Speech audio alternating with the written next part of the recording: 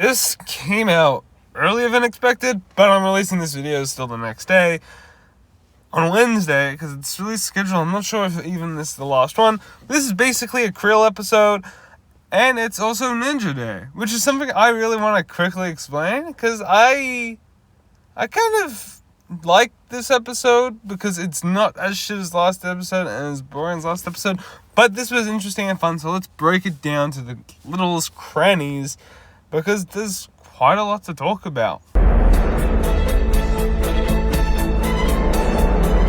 News from the crossroads, Labo Labo. So, what's the big news this week? Rumors of the ninja fighting far-off specters in other lands? Or sightings of someone resembling the missing Empress Beatrix in the crossroads? Nah, it's In particular, this podcast's news isn't something we should majorly take into consideration, just maybe pinch it a little, because it sounds to me that they at least know that the ninja have split off in the merged lands to defeat the spectral warriors, but they don't know anything else. ... That's all I wanted to update you guys on, because the ninja have not been really pulled into this podcast for say, but because this one's about Ninja Day and this whole carnival event that they're doing, it's interesting to take note of this. It's important because this is, well, the ninja. It's their event, pretty much. So yeah. Now, I also wanted to talk about some controversial stuff that did happen in this podcast as well. Apparently Creel and Fugidove have broken up, R.I.P., but it also looks to me like she likes Ruby. She says, hit me up. Yeah, kind of messed up. I agree with what Tana Fishy said yesterday. Very messed up. If they're all kids and she's an adult, that's some MILF stuff. But okay, let's not go into that. Anyhow, now the carnival day. I found that to be pretty interesting. We have found out that Racist 7 is still around in Ninjago City and has moved into the Ninjago Crossroads, as she is calling it her home.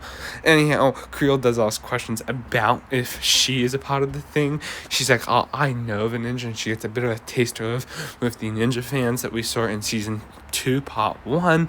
And I've just got to say, I like this little episode of a podcast. It's quite interesting, but quite noteworthy.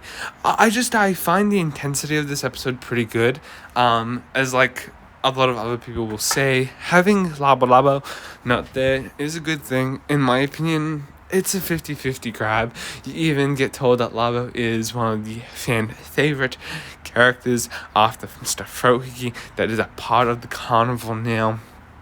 Don't know how Labo became a ninja, but still, I'm fine with that. But to be honest with you, I'm totally thrilled that this is an amazing episode. Now, I don't think this is particularly the last one, but if it is, I appreciate the support on these videos. They've been doing pretty decent.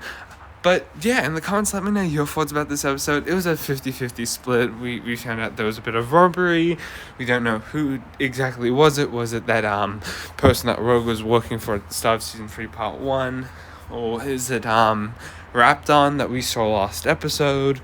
It is a very interesting episode. It isn't as controversial as the last one, where it's like weird as hell and not really impressed or liked, but it's an interesting episode. Now, I want to talk about the event itself, because we're sort of finished talking about the podcast. So now that we're sort of now finished with the podcast, I want to talk about the whole Ninjago event.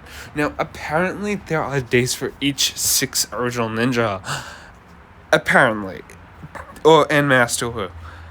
Here's why I believe this, because it is kind of dictated into the podcast, but there is particular days, but they hold a huge event once a year for the ninja themselves.